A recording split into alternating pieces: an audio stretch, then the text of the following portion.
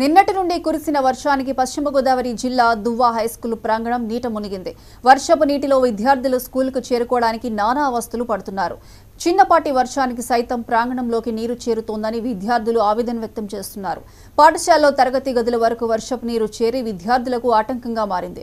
పాఠశాల చుట్టుపక్కల ప్రాంతాల్లో మురుగునీరు స్తంభించడంతో జేసీబీతో పూడిక పనులు చేపట్టారు. జాతీయ రహదారిపై నుండి వర్షం నీరు పాఠశాలలోకి రావడంతో పాఠశాల ప్రాంగణం నీట మునిగింది. పాఠశాల ప్రాంగణం వర్షం పడినా ప్రతిసారి నీట మునుగుతోందని, దీనికి శాశ్వత పరిష్కారం చూపాలని విద్యార్థులు కోరుతున్నారు.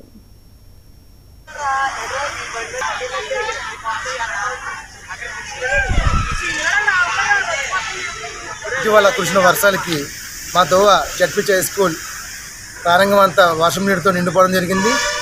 ఈ హై స్కూల్ ఇలా జరగడం కారణం హైవే రోడ్డు మా స్కూల్ మీద హైట్ ఉండడం, హైవే మీద వెళ్ళే వర్షపు నీరు కూడా డ్రైనేజీ ద్వారా ఈ హై స్కూల్లోకి రావడం, అలాగే నీరు లాగకపోవడం వల్ల ఈ పిల్లలకి చాలా ఇబ్బందికరమైన వాతావరణం నెలకొంది.